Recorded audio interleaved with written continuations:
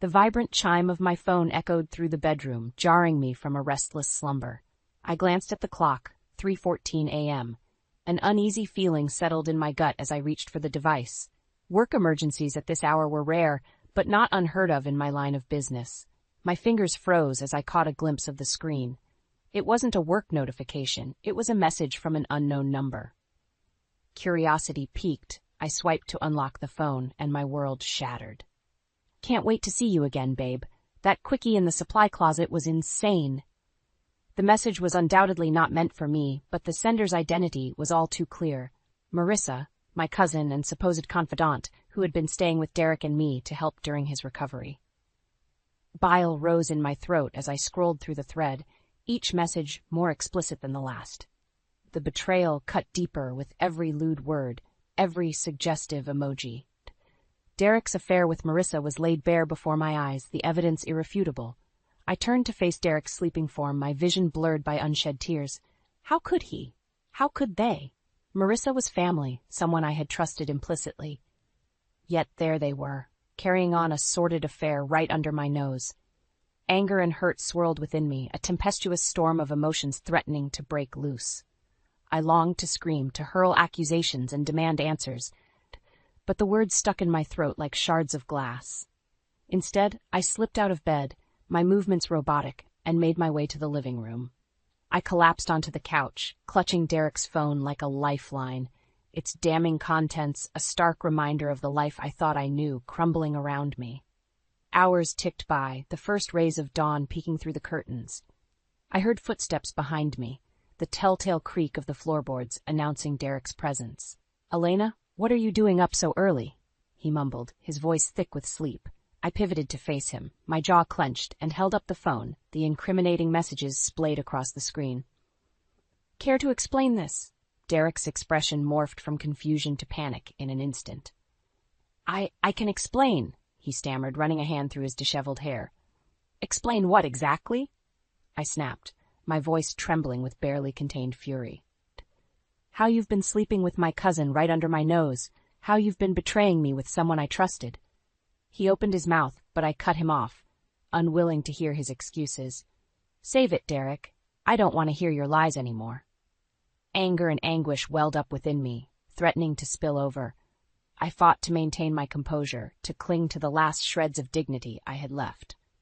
Derek's lips pressed into a thin line, his eyes hardening. "If you hadn't been so wrapped up in your work all the time, maybe this wouldn't have happened." His words sliced through me like a knife, twisting the blade of betrayal deeper into my heart. In that moment, I knew our marriage was well and truly over. I rose from the couch, squaring my shoulders and meeting his gaze with unwavering resolve. "Get out." Derek opened his mouth to protest, but I silenced him with a shake of my head. "Just go, Derek. We're done." As he stormed out of the apartment, the weight of his betrayal finally hit me, and I sank to the floor, sobs racking my body. But amidst the pain and heartbreak, a newfound determination took root within me. They would pay for this. Both of them. In the days following Derek's explosive revelation, a fog of grief and disbelief enveloped me. I alternated between fits of rage and deep sorrow, grappling with the harsh reality of his betrayal. But as the initial shock subsided, a steely resolve took root. I would not be a victim. Not anymore. I confided in Alex, my closest friend and a brilliant lawyer. His jaw tightened as I recounted the sordid details, his normally jovial demeanor replaced by a cold fury. "That lying, deceitful bastard," he seethed, slamming his fist on the table. "We're going to bury him, Elena. I promise you that." With Alex's guidance, I began meticulously gathering evidence of Derek's misdeeds, leaving no stone unturned.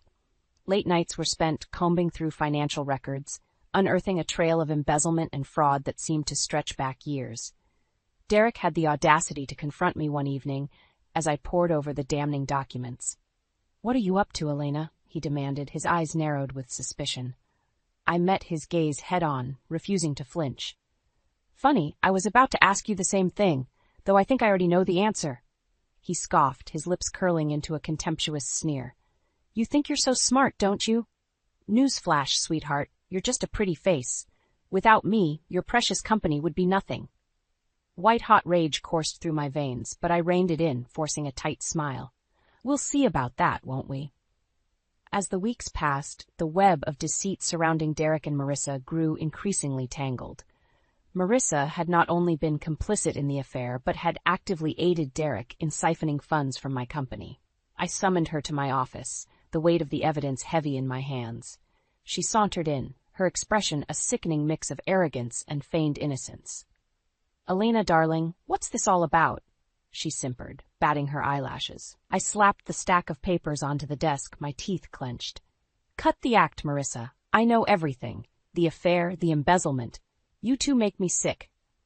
Her facade crumbled, replaced by a sneer that twisted her once familiar features into an ugly mask. "Oh, please, like you're some paragon of virtue. You were never around, always too busy with your precious company to pay attention to Derek. He needed someone who could actually satisfy him in more ways than one." The venom in her words stung, but I refused to let her see me flinch. "You're both going to pay for what you've done," I vowed, my voice low and dangerous. Marissa threw back her head and laughed, a cruel, mocking sound. "And how exactly do you plan to do that? Face it, Elena, you're powerless. Derek and I hold all the cards." I leaned forward, my gaze boring into hers with icy determination. "We'll see about that." As she swept out of the office, I allowed myself a grim smile. They thought they had won, but they had no idea what was coming. With Alex's help, I would dismantle their lives piece by piece, until they had nothing left but the consequences of their actions.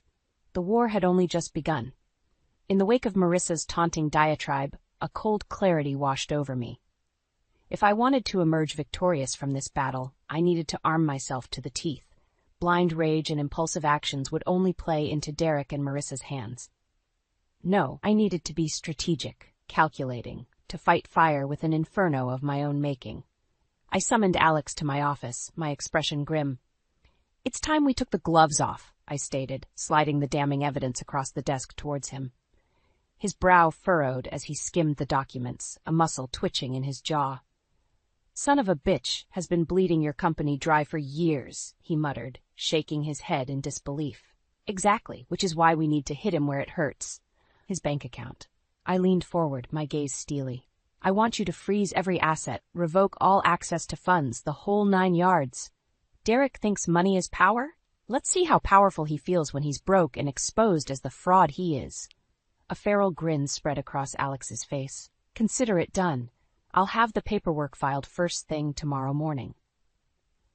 As Alex left to set the wheels in motion, I turned my attention to another crucial front, protecting my own assets. Derek and Marissa may have thought they held all the cards, but I wasn't about to make it easy for them.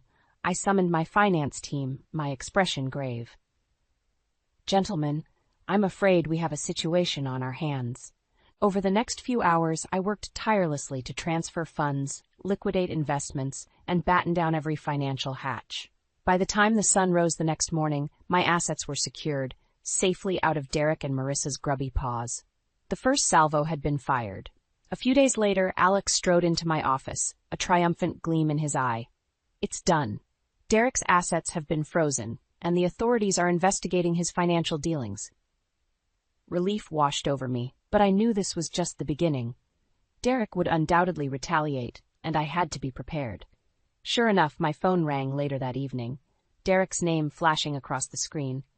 I answered with a smirk. "Hello, dear husband." His voice was a low snarl, barely contained fury simmering beneath the surface. "What the hell did you do, Elena? My accounts are locked, my cards declined, everything's frozen." "Oh, I'm sorry, did I fail to mention?" I feigned innocence, unable to resist twisting the knife. "I'm taking what's mine, Derek. Every last penny you stole from me, from my company, you and your little mistress are going to pay for what you've done." There was a beat of silence, and then he erupted, a torrent of vile profanities spewing forth. "You conniving bitch! You think you've won, but you're dead wrong. This isn't over, not by a long shot." The line went dead, but his words only fueled my resolve. Let him rant and rave. I was holding all the cards now. With my assets secure and the law on my side, Derek and Marissa were nothing more than trapped rats, their world crumbling around them. I poured myself a glass of wine, allowing a self-satisfied smile to tug at my lips. The battle was far from over, but the tides had well and truly turned in my favor. They had started this war. but I was going to finish it and emerge victorious, no matter what it took. With Derek's assets frozen and the authorities sniffing around his financial dealings, it was time to unleash the next phase of my counterattack. I knew Derek wouldn't go down without a fight, but I was prepared for all-out war. I strode into Alex's office, my jaw set with grim determination. It's time we brought out the big guns. Alex looked up from his desk, eyebrows raised. You know I live for dramatic flair, but I'm going to need a bit more context here. I want to file for divorce and hit Derek with every legal claim in the book. Fraud, embezzlement, conspiracy, the whole 9 yards. My voice was steely, brooking no argument. A feral grin spread across Alex's face. Now you're speaking my language. I'll have the paperwork drawn up immediately. True to his word, Alex had the divorce papers ready within days, complete with a laundry list of charges that would make any self-respecting criminal's head spin. I signed them with a flourish, a sense of grim satisfaction washing over me. Derek's going to fight this tooth and nail, you know that, right? Alex cautioned, his expression serious. I met his gaze levelly. I'm counting on it. The moment the papers were filed, all hell broke loose. Derek's lawyer, a smarmy little weasel of a man, descended upon me like a rabid dog, hurling threats and accusations. This is a gross overreaction, Mrs. Davis, he sneered, his beady eyes narrowed with disdain. My client may have made some indiscretions, but this legal onslaught is completely unwarranted. I arched an eyebrow, unimpressed. Indiscretions? Is that what you call defrauding a company and cheating on your wife with her own cousin? The weasel's face reddened, but I pressed on, relentless. Your client is a lying, thieving scumbag, and he's going to pay for what he's done, in full. As the legal battle raged on, Derek and Marissa's sordid affair became public knowledge, splashed across every tabloid and gossip rag. Suddenly, the perfect couple everyone had envied was a punchline, a cautionary tale of greed and betrayal. Derek tried to maintain his usual bravado, sneering at reporters and issuing terse, no comments, but I could see the cracks in his facade, the way his smile didn't quite reach his eyes. Marissa, on the other hand, seemed to relish the attention, preening and posing for the cameras like a deranged socialite. That is, until the backlash from her own family hit. Her parents disowned her, her siblings cut off all contact. Even her friends abandoned her, appalled by her despicable actions. As for me, I weathered the storm with my head held high, refusing to be cowed or shamed. Derek and Marissa had made their bed, and now they could lie in it, squirming under the harsh spotlight of public scrutiny. The courtroom battles were brutal, with both sides flinging allegations and personal attacks like grenades.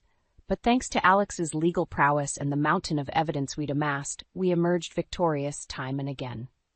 Finally, after months of bitter legal warfare, the knockout blow was delivered. Derek was not only forced to relinquish control of my company, but found himself facing criminal charges for fraud and embezzlement. As the judge read out the verdict, I allowed myself a satisfied smile. Derek caught my gaze, his eyes burning with impotent rage and hatred. But I didn't care. He was finished. His life in ruins. The war was over, and I had won. With Derek's assets frozen and the legal noose tightening around his neck, I expected him to slink away into the shadows, tail tucked between his legs. But the man was nothing if not a glutton for punishment. I'd barely savored my courtroom victory when my phone rang, Derek's name flashing across the screen. Against my better judgment, I answered, bracing myself for the inevitable torrent of vitriol. You think you've won, don't you? He spat, his voice dripping with venom. Well, you're sadly mistaken. This isn't over, not by a long shot. I rolled my eyes, utterly unfazed by his empty bravado. Save your breath, Derek. The courts have ruled, and you've been exposed as the lying, thieving scumbag you are. It's over. There was a pause, and I could practically hear the gears turning in his devious little mind. Maybe for me, he conceded, his tone taking on a sinister edge. But what about your precious company? You really think you're going to be able to run that ship without me? A knot of dread formed in the pit of my stomach, but I refused to show any outward signs of concern. I've been running this company just fine for years, Derek. You were nothing but a leech, draining its resources for your own gain. He barked out a harsh laugh. Keep telling yourself that, sweetheart. But the truth is you're in way over your head without me. Just you wait. Your precious empire is going to come crashing down around you. The line went dead, but his words continued to echo in my mind, stoking the flames of doubt and uncertainty. Could he be right? Had I underestimated just how much control he'd wielded over the company's inner workings? I pushed the thoughts aside, refocusing my energy on securing my position and safeguarding the company from any further sabotage. With Derek's influence excised like a cancer, I set about purging his loyalists from key positions, replacing them with trusted allies. It wasn't long before the first bombshell hit. An anonymous whistleblower came forward, alleging that Derek had been cooking the books and falsifying financial reports for years. The news sent shockwaves through the company, triggering a mass exodus of investors and clients fleeing the perceived instability. I called an emergency meeting with my executive team, my expression grim. All right, people, we have a crisis on our hands. Derek's left us a lovely parting gift in the form of cooked books and shady dealings. Panic flickered across their faces, but I silenced it with a raised hand. But that ends today. From this moment on, we're going to scrub this company clean, leave no stone unturned. We're going to root out every last trace of Derek's corruption and rebuild from the ground up. There were murmurs of assent, but one voice piped up from the back of the room. With all due respect, ma'am, how can we be sure you're not just as compromised as Derek was? The accusation hung in the air like a lead balloon, but I met it head-on, unflinching. Because I'm not the one who betrayed this company for personal gain. I'm not the one who cheated and lied and stole. Derek did this, not me. I swept my gaze across the room, my expression resolute. I know I've got my work cut out for me in terms of regaining your trust, but I'm going to prove to each and every one of you that this company is in good hands, my hands. It was an uphill battle, but slowly, surely, I began to turn the tide. One by one, I won over the doubters, the skeptics, through sheer force of will and an unwavering commitment to transparency and integrity. As for Derek and Marissa, their fall from grace was as swift as it was brutal. With the legal walls closing in and their reputations in tatters, they found themselves social pariahs, shunned and ostracized by their former circles. I caught wind of Marissa's spectacular downfall.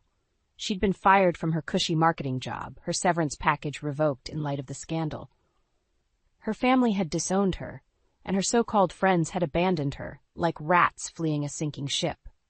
As for Derek, well, let's just say that his newfound status as a convicted felon didn't exactly open many doors in the business world. The once mighty titan had been reduced to a punchline, a cautionary tale of hubris and greed. And me? I stood at the helm of my company, battered but unbroken, a phoenix rising from the ashes of Derek's betrayal. The road ahead was long and arduous, but I was ready to rebuild, to reclaim what was mine, and to emerge stronger than ever before. Derek and Marissa had tried to break me, but in the end they had only forged me into steel. In the aftermath of Derek's dramatic unraveling, a sense of grim satisfaction washed over me.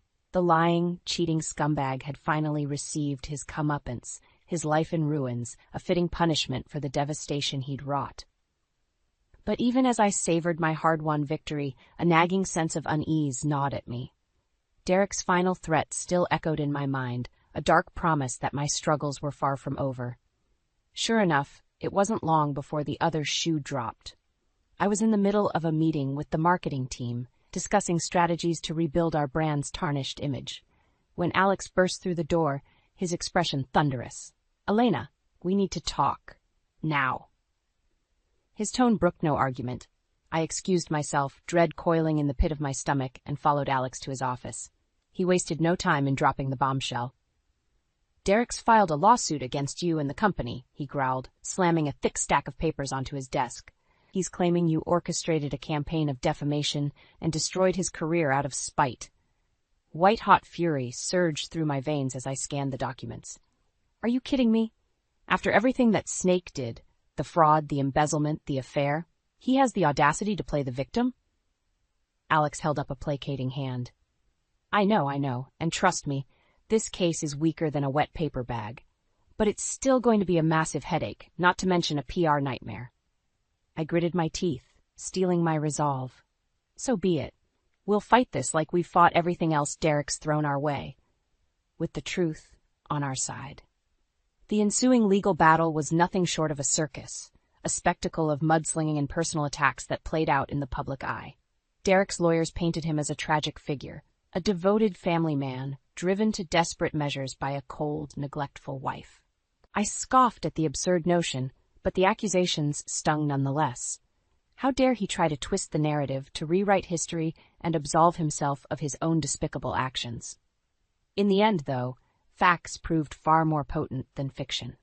With the mountain of evidence we'd amassed, financial records, witness testimonies, even Derek's own incriminating messages, his flimsy case crumbled like a house of cards. The final nail in the coffin came when Marissa took the stand. Faced with the prospect of perjury charges, she sang like a canary, spilling every sordid detail of her affair with Derek and their conspiracy to defraud my company. I'll never forget the look on Derek's face as Marissa delivered her damning testimony, his mask of righteous indignation melting away to reveal the sniveling coward beneath. In that moment, he knew he was beaten, his last desperate gambit thwarted. When the verdict finally came down, it was a resounding victory for our side. Derek's lawsuit was dismissed, and he was ordered to pay exorbitant legal fees and damages. But that wasn't the end of his humiliation. As I left the courthouse, flanked by Alex and a throng of reporters, Derek emerged from the building, his head hung in defeat. Our eyes met, and I saw a flicker of pure, unadulterated hatred burning in his gaze. "You won't get away with this," he snarled, his voice dripping with venom. "I'll make sure you pay for what you've done, even if it's the last thing I do." A mirthless chuckle escaped my lips as I regarded the pathetic shell of a man before me. "You're the one who's going to pay, Derek, for the rest of your miserable life." With that, I turned on my heel and strode away, leaving him to stew in the wreckage of his own making.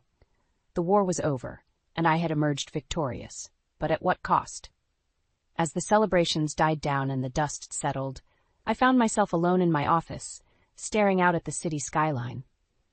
What should have been a moment of triumph felt hollow somehow, tainted by the bitter aftertaste of revenge. Had it all been worth it? The lies, the deception, the scorched earth tactics? Or had I lost a piece of myself along the way, sacrificed on the altar of vindication? A quiet voice in the back of my mind whispered that perhaps there was another way, a path that didn't involve sinking to Derek's level of depravity. But it was too late for such musings now. The die had been cast, and there was no going back. All I could do was soldier on, rebuild what had been broken, and pray that the hollow ache in my chest would eventually fade. Derek and Marissa had been vanquished, but at what price? Only time would tell if the cost of my vengeance was one I could truly stomach. In the weeks following my courtroom triumph over Derek's petty lawsuit, an uneasy truce settled over the battlefield.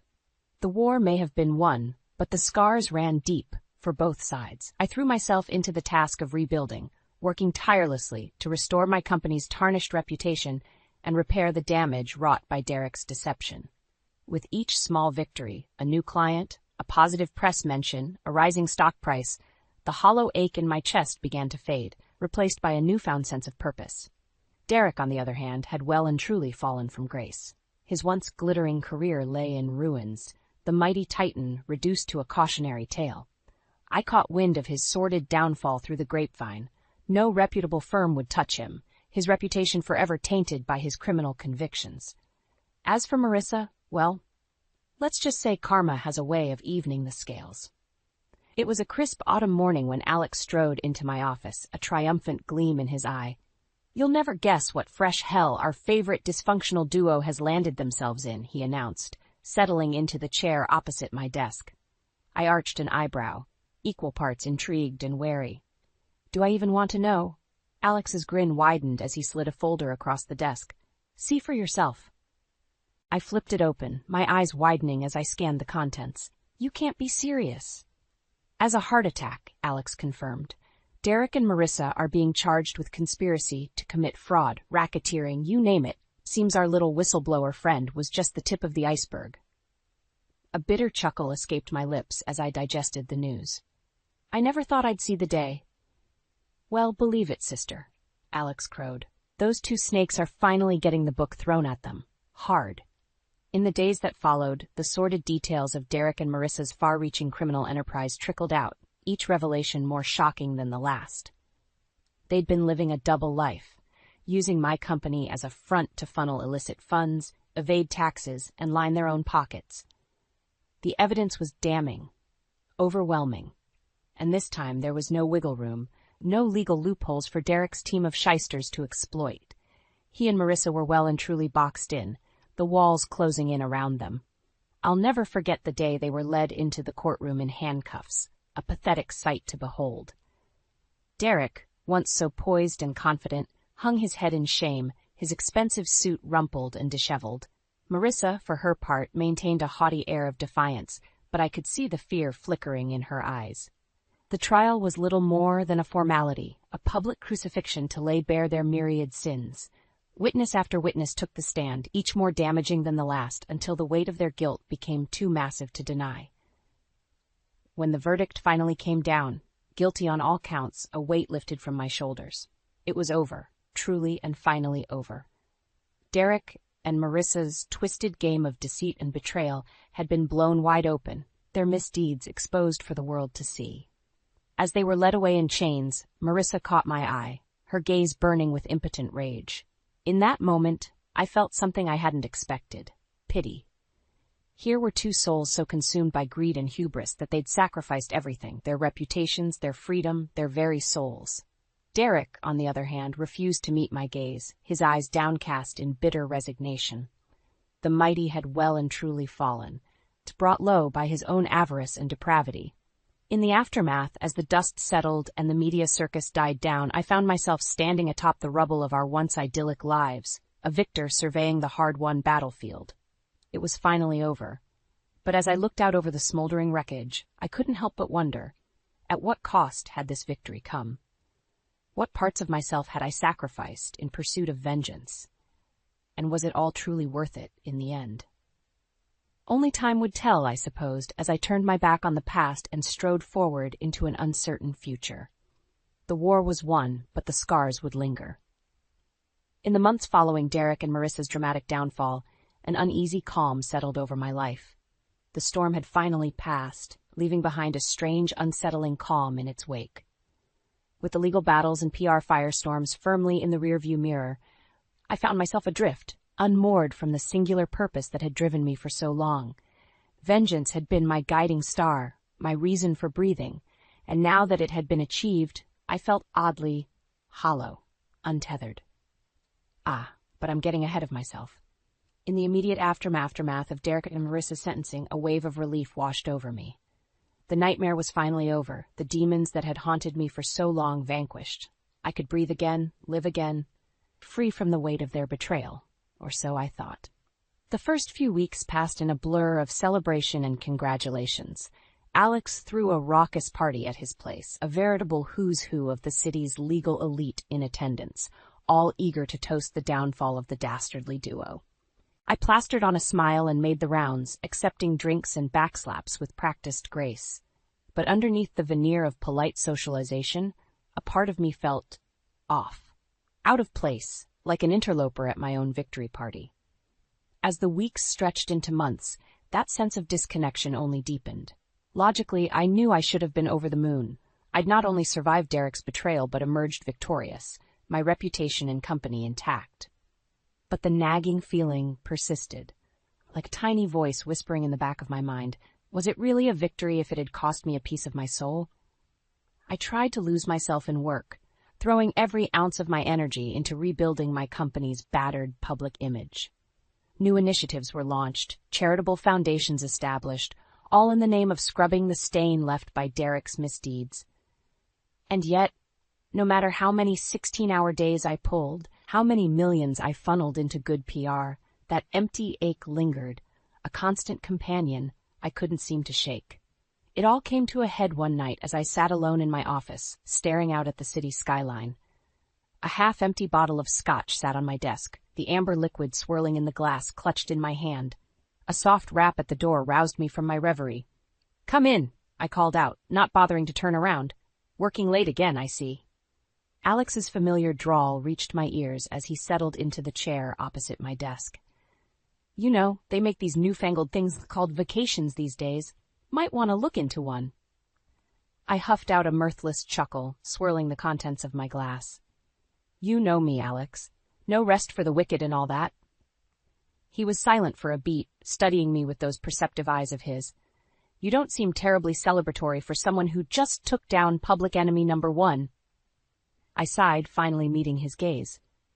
I don't know, Alex. I should be over the moon, right? Derek and Marissa are behind bars, my company's back on track. But I trailed off, struggling to put the gnawing disquiet into words. But something's still eating at you, he finished, giving me a knowing look. You got your revenge, Elena.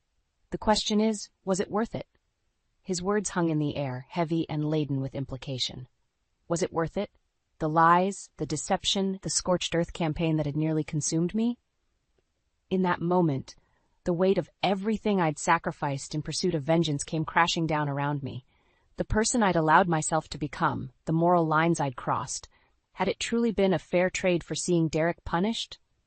The bitter taste of self-loathing flooded my mouth, and I slammed my glass down with a trembling hand. No, it wasn't worth it. The admission hung between us, raw and painful. After a long, weighty silence, Alex spoke up, his voice uncharacteristically gentle. Then it's time to leave the past in the past, my friend. Time to start over, to become the person you want to be, not the one forged in the fires of revenge. His words rang true, a clarion call amidst the storm of self-doubt that had consumed me for so long. It was time to let go, to shed the burdens of the past and step into the light. A fragile smile tugged at my lips as I met Alex's gaze, the first sparks of hope flickering to life in my chest. You're right, I whispered, the weight already beginning to lift from my shoulders. It's time for a new beginning. The road ahead would be long, fraught with challenges and inner demons to conquer, but for the first time in longer than I could remember, I felt a sense of purpose unclouded by rage or thirst for retribution. It was time to be reborn, to rise like a phoenix from the ashes of my own making. Derek and Marissa's betrayal may have broken me once, but I was determined to emerge from the crucible stronger, wiser, my soul intact. A new chapter was beginning, and this time, the pen was firmly in my own hand.